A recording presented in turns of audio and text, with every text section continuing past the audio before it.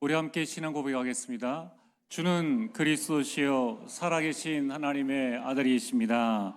아멘. 우리 옆 사람과 함께 인사를 하겠습니다. 성령 충만합시다. 네, 오늘 말씀의 제목은 인생개혁의 시작입니다. 우리 올 한 해는 인생개혁, 교회개혁, 문화개혁이라는 이 응답을 반드시 받아서 여러분들이 가정 가문을 살리고 여러분의 모든 현장을 살리는 사도행전 30장의 주역이 되어지길 주의 이름으로 축복합니다. 자, 그러면 어떻게 하면 우리가 이런 응답을 받을 수 있느냐? 여러분 신앙생활을 잘 하시면은 그런 응답을 받을 수 있습니다. 그러면 신앙생활을 다 잘하고 싶은데 나는 어떻게 신앙생활을 잘할 수 있느냐? 신앙생활의 기준을 여러분 정확하게 가지고 계셔야 됩니다. 그래서 우리 지난 시간에는 신앙생활의 기준이 뭔가, 내 생각, 내 계획이 아닌 하나님의 말씀이 되어야 한다. 그 말씀 속에서 복음이 기준이 되어야 한다라는 말씀을 드렸습니다. 그래서 모든 일을 결정할 때에 복음이냐 아니냐를 봐야 되죠. 진리냐 비진리냐, 본질이냐 본질이 아니냐를 봐야 된다는 겁니다. 그럼 오늘 두 번째로, 정말 우리가 신앙생활에 성공하려면 우리 기준이 하나님의 절대 주권이 되어야 합니다. 내 주권이 되어지면은 아무리 잘해도 결국은 이 사단의 공격을 받을 수밖에 없는 거예요. 잠언 16장 9절에 사람이 마음으로 자기의 길을 계획할지라도 그의 걸음을 인도하신 이는 여호와시니라. 여러분 지난 한 주간에도 여러분이 많은 계획을 세워놨는데 결국은 내 계획대로, 내 생각대로 내 인생이 되어지지 않습니다. 저는 원래 목사가 되려고 했던 게 아니었고 저는 사업을 하려고 생각을 하고 있었습니다. 그래서 이미 사실은 아버지 회사에서 일을 할 때에 요만큼 시간을 들이면은 어느 정도 충분한 자립 이상의 것을 할 수 있겠다라는 20년 계획을 이미 그때 다 세워두고, 그러면서 과에 있는 친구들, 또 이 경대 IBF에 있는 후배들, 이런 여러 가지 부분들 보고 계획을 세워놨습니다. 그런데 이제 대학 4학년 때 결정해야 될 그 순간에 하나님께서 한 1년 6개월 동안 계속 기도하게 하셔가지고 전혀 생각하지 못했던 제 인생에 한 번도 계획한 적이 없어요. 이 길로 하나님께서 저를 인도를 하셨습니다. 그것이 하나님의 절대 주권이라는 거예요.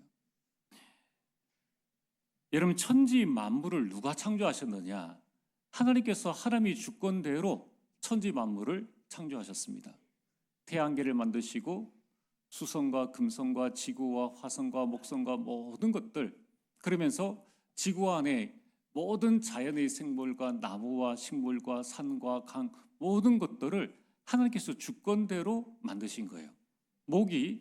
기린이 하나님이 자기 자신을 보고 나는 왜 이렇게 목이 길어? 라고 할 수 없는 것이 하나님의 절대 주권이라는 것입니다. 그래서 목 긴 짐승으로 하나님 보시기에 심히 아름다웠더라, 심히 좋았더라. 우리 인생의 생사화복의 주관자가 하나님이십니다. 여러분들이 대한민국에 태어나고 싶어서 대한민국 태어난 사람 있습니까? 아무도 없어요. 우리는 우리 출생 연도, 일시 다 내가 결정한 게 아닙니다. 우리 부모님 내가 결정한 것도 아니고 내 자녀도 내가 결정한 거 아니에요. 주어진 삶에 살아갑니다. 누가 주셨느냐? 우리 인생의 생사화복을 하나님께서 주관하십니다. 하나님이 절대 주권이라는 거예요. 사무엘상 2장 6절에서 7절에 여호와는 죽이기도 하시고 살리기도 하시고 부하기도 하시고 가난하게도 하시고. 진짜 부자들은 그런 얘기 하지 않습니까? 진짜 부자는 하늘이 낸다. 불신자라도 이 재물이 어디서 오는 줄을 알고 있다는 겁니다. 자, 그렇다면 오늘 우리는 내 인생에 일어나는 많은 일들 가운데에 하나님의 절대 주권을 믿고 그 가운데에 모든 일, 모든 사건, 모든 만남, 심지어는 문제도 일어날 수 있고 갈등도 일어날 수 있고 내 생명과 삶의 위기가 올 수 있다는 거예요. 거기에서 우리는 하나님의 절대 계획이 무엇인가를 발견해야 합니다. 사무엘하 16장 10절에 다윗이 그 아들 압살롬의 반역을 인하여서 도망갈 때에 저 시므이라는 한 사람이 다윗을 향해서 욕설을 퍼붓고 저주를 하는 겁니다. 감히 다윗 왕한테. 시므이가 그렇게 하는 이유는 뭐냐면은 이 시므이는 사울 왕 이 족보에 들어가 있는 사람이기 때문에 저 다윗이 자신의 힘으로 사울 왕을 몰아내고 자신이 왕이 되었다라고 생각하고 있습니다. 하나님이 절대 주권 안 믿는 사람은 다 자기 중심으로 생각을 하는 거예요. 그래서 다윗을 향해서 막 욕설을 퍼붓고 있으니까 다윗이 늙었지만은 그래도 힘 있는 사람이요, 권력 있는 사람입니다. 옆에 있는 신하가 왕이시여, 한 말씀만 하시면은 내가 두 칼도 아니고 단칼에 저 인간의 목을 벨 수 있습니다 라고 하니까 그때 이 다윗이 한 말이 뭡니까? 가만두어라. 하나님께서 시므이를 통해서 내게 말씀하시는 것이 아니냐. 하나님의 절대 주권을 믿었다는 거예요. 그 속에서 그는 하나님의 절대 계획을 발견하려고 했다는 것입니다. 요한복음 9장 1절에서 3절에 예수님과 제자들이 기도를 할 때에 나면서부터 맹인된 사람이 있었습니다. 제자들이 물어왔습니다. 선생님, 저 사람이 맹인된 것은 그 부모의 죄 때문입니까? 아니면 그 사람의 죄 때문입니까? 지금 종교에서 말하는 것과 똑같죠. 내가 왜 이런 어려운 일을 당했느냐?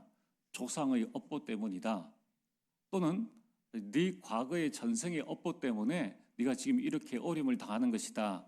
그 질문과 똑같다는 거예요. 왜냐하면 사단의 전략은 과거나 지금이나 동서고금을 막론하고 똑같습니다. 계속 우리를 속여 나가는 거예요. 그때 하나님 예수님께서 뭐라고 말씀하셨습니까? 이는 그 사람의 죄 때문도 아니다. 부모의 죄 때문도 아니라 하나님께서 그에게 하고자 하시는 일이 있기 때문이다. 오늘 여러분들은 하나님의 자녀입니다. 여러분들이 어떤 처지, 어떤 환경, 어떤 상태에 있다 할지라도 그 속에서 하나님이 하고자 하시는 일이 있다는 거예요. 여러분 하나님의 절대 주권을 믿고 여러분의 원망 상처 다 버리고 하나님의 절대 계획을 발견하게 되기를 주의 이름으로 축복합니다. 여러분 우리 인생과 내 삶의 만사가 하나님의 절대 주권 가운데 있는데 아니 하나님 그러면 나를 이 가난 속에서 이 가정의 어려움 속에서 이 직장 생활의 어려움 속에서 그러면 죽으라는 겁니까? 그런 계획이 아니에요. 로마서 8장 28절 하나님을 사랑하는 자 곧 그 뜻대로 부르심을 입은 자들에게는 모든 것이 합력하여 선을 이루느니라. 하나님의 절대 계획 가운데에는 내가 생각하고 내가 계획한 것보다 훨씬 더 좋은 훨씬 더 멋진 하나님의 계획이 들어있다는 것입니다. 요셉이 그 애지중지하던 요셉이 노예로 갈 줄 누가 알았습니까? 그러나 하나님은 절대 계획 가운데에 그를 애굽으로 인도하셨고 애굽의 총리가 되어져서 나중에는 70명의 이 가문을 살리고 애굽을 살리는 큰 축복들을 누리게 된 것입니다. 오늘 내 신앙생활의 기준이 무엇인가? 하나님의 절대 주권 믿고 하나님의 절대 계획을 발견하게 되기를 주의 이름으로 축복합니다. 오늘 본문 말씀은 이제 드디어 초대교회에 성령께서 강림하신 놀라운 시간이 오게 됩니다. 이 성령께서 강림하심으로 말미암아 제자들의 인생과 마가다락방에 모인 120명의 이 사람들의 인생이 완전히 개혁되어지는 큰 축복의 시간이 되어진 것입니다. 여러분 우리가 현장에 나가보면 많은 불신자들은 그런 이야기를 합니다. 나는 내가 싫다. 나는 이렇게 살고 싶지 않아. 직장인들 많이 그렇게 이야기를 하죠. 이 직장 원래는 내가 그만두고 내년에 다른 직장 간다. 여기 없으면 내가 다른 데 다닐 데 없느냐. 나는 이렇게 살기 싫어. 나는 새로운 인생을 살고 싶어. 그래서 내 삶의 모든 둘레들을 다 벗어버리고 나는 정말 새롭게 살고 싶어. 이렇게 말하는 사람들이 많다는 것입니다. 그래서 새로운 인생을 위해서 그들은 최선을 다하고 노력을 다합니다. 좋은 성적을 얻고 좋은 직장을 가지고 좋은 사람 만나서 멋진 결혼을 하고 싶어 합니다.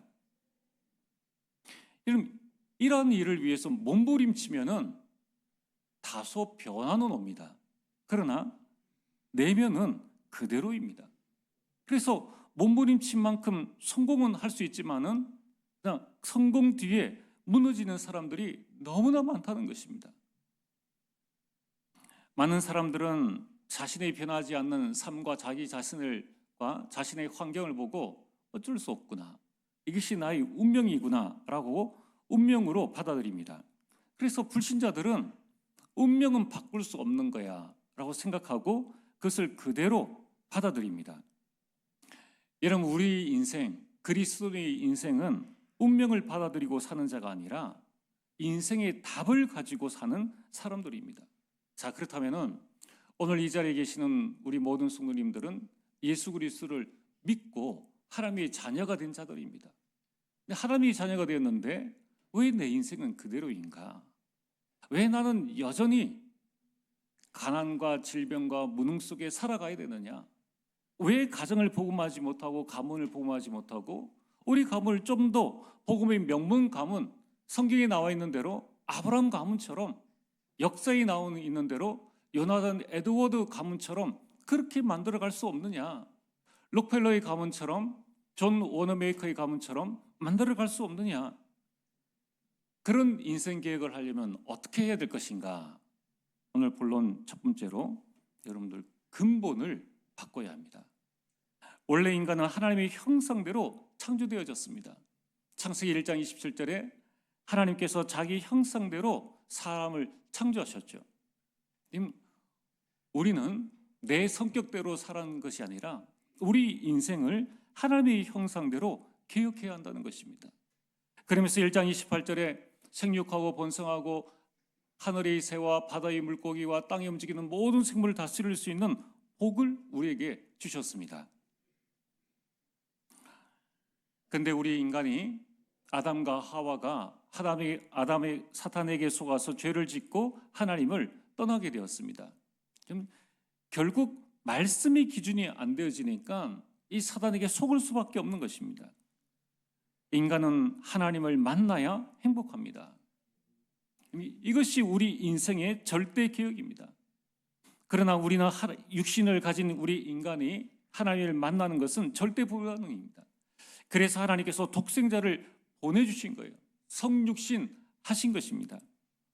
이 땅에 그리스도로 오셔서 인간의 모든 근본 문제를 완전히 해결하시고 요한복음 1장 12절 영접하기만 하면은 하나님의 자녀가 되는 권세를 주신다고 말씀하셨습니다.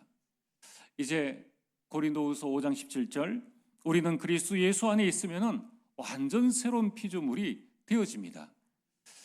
자, 여기까지는 우리 모든 성도님들이 나 자신을 인정을 합니다. 만약에 여러분들이 이 사실이 인정되지 않는다면 오늘 이 시간 여러분 마음속으로 기도하세요. 하나님, 나는 하나님을 떠난 죄인입니다. 사단에게 속아 하나님의 말씀에 불순종한 죄인입니다. 지금 이 시간 내 마음 문을 엽니다. 내 인생 모든 문제를 해결하신 그리스도께서 내 안에 오셔서 나를 다스려 주시고 나와 영원히 함께 하옵소서. 예수 그리스도 이름으로 기도합니다. 여러분 기도하시면 돼요. 그럼 여러분의 근본이 완전히 바뀌어진 겁니다. 내일 만약에 여러분이 현장에 가셔서 인생에 대한 굴레와 삶의 굴레 속에 이런 인생을 살기를 싫어하는 사람, 그래서 더 이상 견딜 수 없는 고통 가운데에서 인생을 마감하려는 혹시 그런 사람이 있다면 담대히 외치세요. 근본만 바꾸면 된다. 너 힘으로는 불가능하니까 예수 그리스도를 너 인생 마음속에 모셔드리면 된다라고 담대히 증가하시길 바랍니다. 자, 그렇다면 오늘 중요한 것은 구원받은 자들의 삶입니다.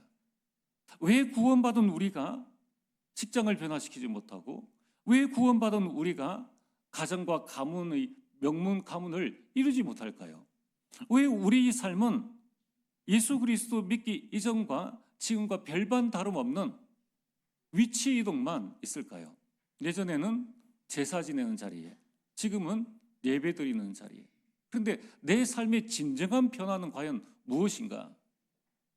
여러분, 우리는 어떻게 내 인생을 개혁할 수 있습니까? 그것은 약속하신 성령의 충만함을 받아야 합니다. 이러면 성도의 인생은 성령 충만 이전과 이후로 나뉘어집니다. 우리가 구원받은 것은 오로지 하나님의 은혜예요. 내가 구원받아야 될 것 사실조차도 모르고 있을 때에 하나님께서 우리에게 은혜를 주셔가지고 내가 구원을 받게 된 것입니다. 베드로의 예를 들면은 마태복음 4장 18절에 그냥 베드로는 태어나서 갈릴리 해변가에서 이 물고기를 잡는 어부였습니다.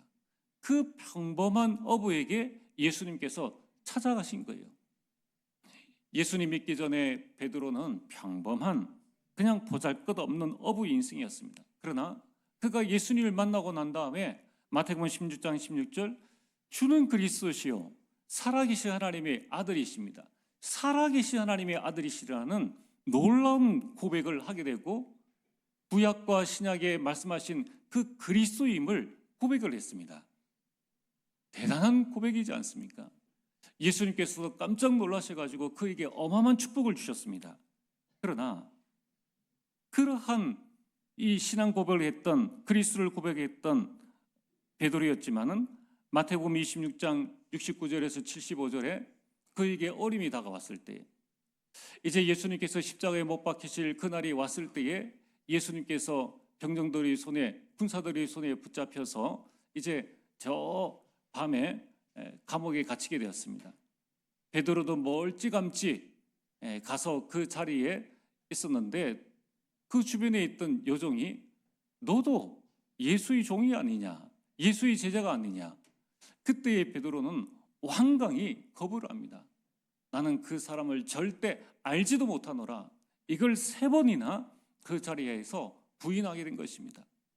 여러분, 마태복음 16장 16절에 그리스도를 고백했던 이 베드로가 17절에는 저 변화산에 가서 예수님이 변화되어진 그 모습을 보고 얼마나 기뻤는지, 내가 주를 위해서 여기서 초막 셋을 짓고 주님과 함께 영원히 살겠습니다라고 다짐했던 베드로였지만은 그러나 그것은 그의 성격일 뿐이었다는 거예요. 그의 급한 성질, 열심의 그 성질일 뿐이었지 그의 삶과 그의 내면의 진정한 변화는 일어나지 않았다는 것입니다.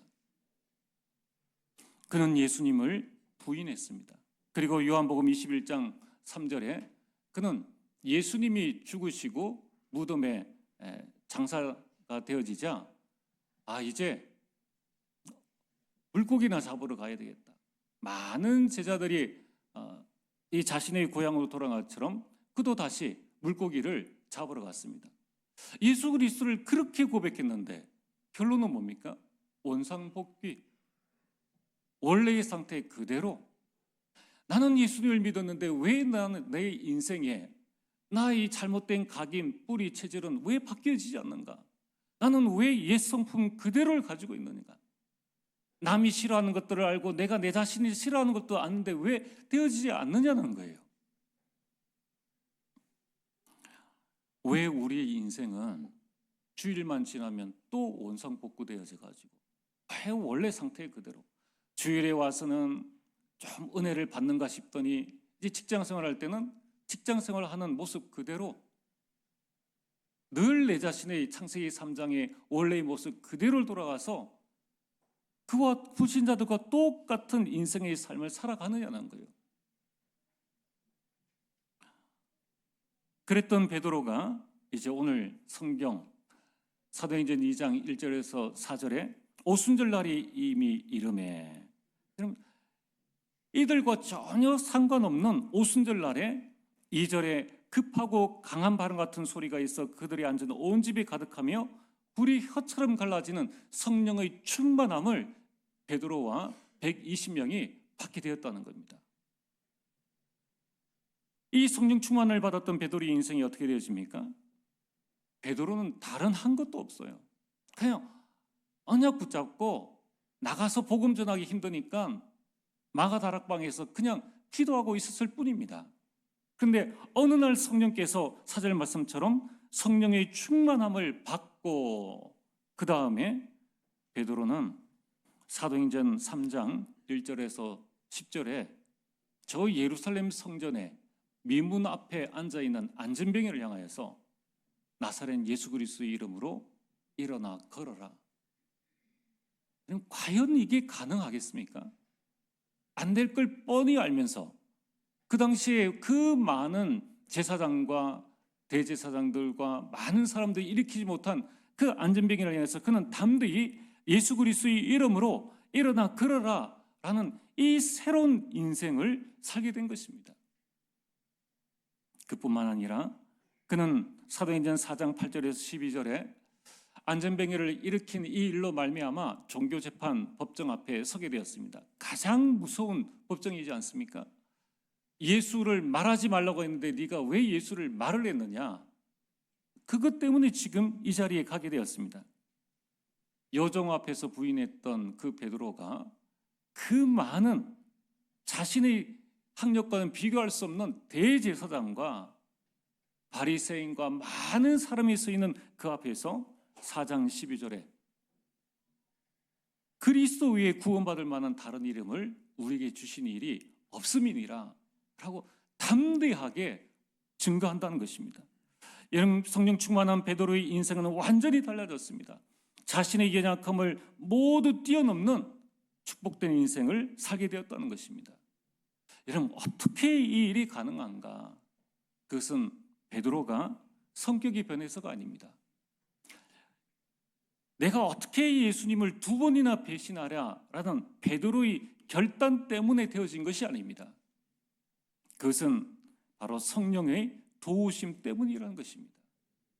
여러분, 우리 안에 계신 성령께서는 어떤 분이십니까? 그분은 무엇을 하십니까? 여러분, 내 안에 계신 성령님은 내 곁에서 나를 도우시는 분이라는 거예요. 요한복음 14장 16절에 17절에 또 다른 보혜사를 내가 너에게 보내주리니. 여러분, 이 보혜사 성령님은 어떤 분이시는가? 바로 내 옆에서, 내 곁에서 나의 연약함과 나의 부족함들을 도와주시는 분이 바로 이 성령님이라는 거예요. 저는 지난 한 주간에 이 말씀을 준비하면서 제 마음속에 계속 떠오르는 찬양이 나의 등 뒤에서 나를 도우시는 주입니다.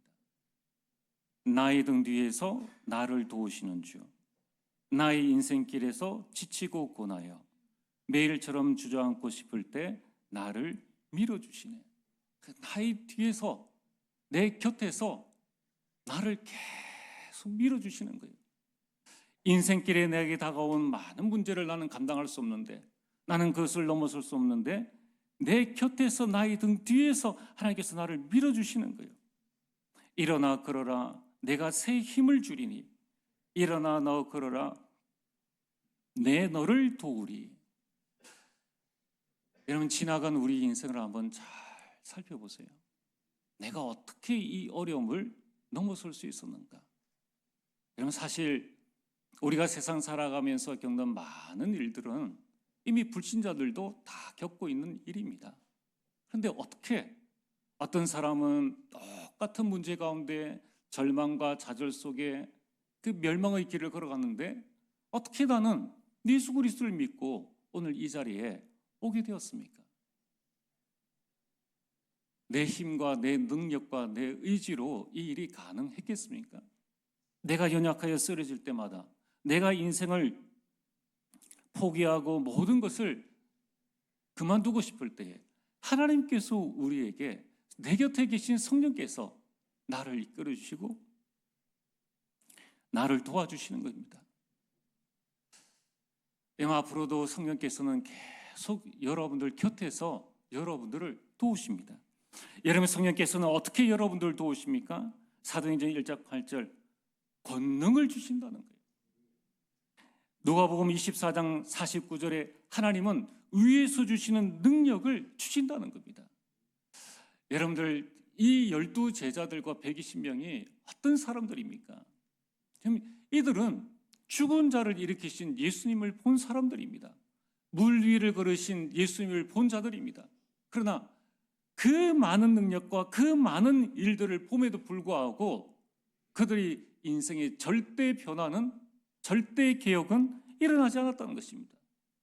이 오합지졸의 제자들의 인생을 송두리째 바꿔놓은 것은 바로 성령의 충만에서 온 성령의 능력이라는 것입니다. 하나님이 주시는 힘으로만, 다이나마이트와 같은 그런 능력으로만 우리 인생이 개혁되어질 수 있다는 것입니다. 여러분, 성령은 지금도 여러분들을 도우십니다. 성령께서 여러분의 가정과 여러분의 인생을 도우십니다. 요한복음 14장 26절에 성령께서 모든 것을 가르치시고 모든 것을 생각나게 하시리라. 예수님 믿는다고 우리 인생에 어찌 좌절이 없겠습니까? 어찌 낙심이 없겠습니까? 근데 그 좌절과 그 낙심 가운데에서 깨닫게 해주시지 않습니까? 내가 살아야 될 이유, 내가 일어서야 될 힘을 하나님께서 우리에게, 성령께서 주신다는 겁니다. 그리고 14장 27절에 우리에게 세상에 없는 평안을 주신다는 거예요. 그래서 정말 예수 그리스도 믿는 사람은 가져도 평안하고 없어도 평안하다는 거예요. 초가 삼간에 살아도 그리스도에 주시는 그 평안함 가운데 나에게 어떤 질병, 어떤 어려움이 와도 주님이 주시는 그 평안함으로 다 넘어설 수 있다는 것입니다. 12 제자들이 마지막에 그 순교의 자리에 하나님이 주시는 성령께서 곁에서 도우시는 그 힘으로 말미암아 그 순교의 역할들을 잘 감당할 수가 있었다는 것입니다. 예레미야처럼 성령의 충만함을 받을 때에 아무도 막을 수 없는 성령의 역사, 바람 같은 불 같은 성령의 역사가 우리 인생 가운데에 일어나게 됩니다. 오늘 말씀의 결론입니다. 그렇다면 우리가 해야 될 것은 무엇입니까? 에베소서 5장 18절에 술 취하지 말라. 이는 방탕한 것이니 오직 성령으로 충만함을 받으라. 여러분, 오직 성령으로 충만함을 받게 되기를 주의 이름으로 축복합니다. 성령 충만이 임할 때에 내 인생 개혁의 시간이 시작되어지는 겁니다. 그렇다면 성령 충만이란 무엇입니까? 그것은 어떤 감정의 변화, 몸의 변화가 아니라 영적 상태라는 거예요. 이러면 성령 충만의 모습을 성경에 말씀하기를 오늘 4절에 보면은 성령이 말하게 하심을 따라 다른 언어들로 말하기를 시작하니라. 자기와 전혀 상관없는 말이 나왔다는 거예요. 성령 충만의 모습.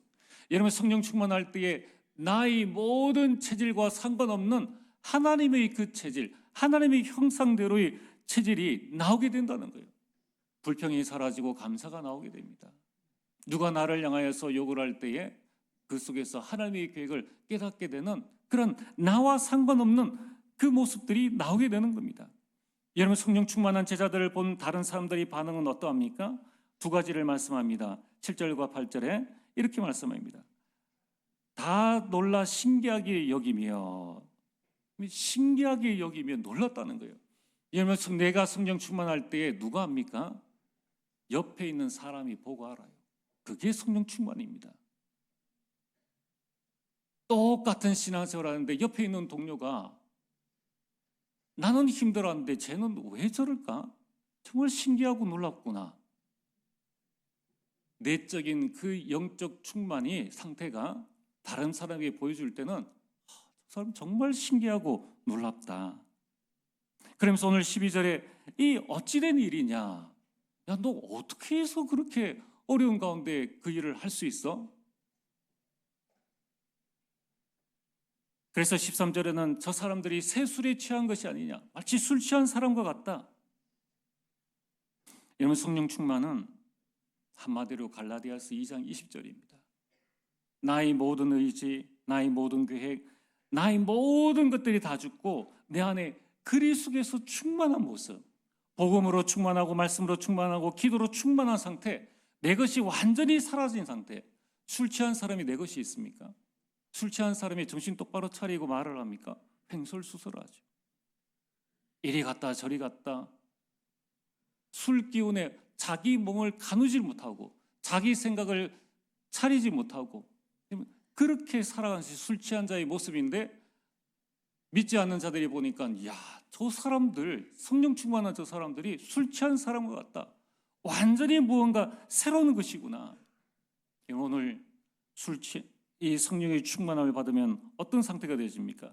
로마서 12장 2절에 세상에 전혀 영향받지 않고 직장생활, 오렵병 이런 것에 전혀 영향받지 않고 모든 일들 가운데 하나님이 선하시고 기뻐하시고 온전한 뜻이 나를 좌우하는 상태, 그 상태가 바로 성령 충만의 상태라는 것입니다. 여러분, 이처럼 내가 성령 충만하면은 다 살릴 수 있습니다. 창세기 41장 38절에 여호와의 영에 충만한 요셉이 70명의 가문과 강대국 애굽을 살렸습니다. 그것도 단 한 사람이. 그렇다면은 오늘 우리 모든 이 자리에 참여한 성도님들이 정말 성령 충만한다면은 교회를 살리고 그럼 이 대구 지역을 살릴 수 있다는 겁니다. 사무엘상 16장 13절에 여호와의 영에 크게 감동된 다윗이 이스라엘을 살렸습니다. 성경은 약속하셨습니다. 요엘서 2장 28절과 사도행전 2장 17절과 18절에 내가 내 영을, 성령을 만민에게, 자녀들에게, 늙은이에게, 젊은이에게, 내 남종과 여종에게 부어줄 것이라고 약속하셨습니다. 그렇다면 오늘 우리가 해야 될 중요한 일은 가장 먼저 성령 충만 받는 그 집중의 시간을 갖는 것입니다. 또한 우리 자녀들과 또 우리 성도들을 위해서, 우리 구역원들을 위해서, 우리 중직자들을 위해서, 우리 교육자들을 위해서 우리가 서로를 성령 충만할 수 있도록 중보 기도하는 시간을 가지면은 반드시 우리는 승리한다는 것입니다. 이 사실을 알았던 초대교회는 사도행전 1장 14절에 마가다락방에서 오로지 기도에 힘썼습니다. 사도행전 2장 42절 오로지 기도하기를 힘쓰니라. 이런 베드로는 이 성령 충만을 갖기 위해서 사도행전 3장 1절 제9시 기도 시간에 성전에 올라갔습니다. 사도행전 10장 9절에는 기도하려고 지붕에 올라가서 성령 충만함을 간구하는 집중의 시간을 가진 것입니다. 우리가 하루에 아침, 점심, 저녁 그 3집중 뿐이겠습니까? 이제 여러분들이 24 성령 충만하여 사도행전 30장의 참된 주역으로 가정, 가문 살리게 되기를 주의 이름으로 축복합니다. 전능하신 아버지 하나님, 약속하신 성령으로 충만케 하여 주시옵소서. 우리 모든 성도님들에게 바람 같은 불 같은 성령의 충만함을 허락하여 주시사 우리 인생에 성령의 능력이, 성령의 역사가 일어나는 삶을 살게 하여 주옵소서. 예수님 이름으로 기도리옵나이다. 아멘.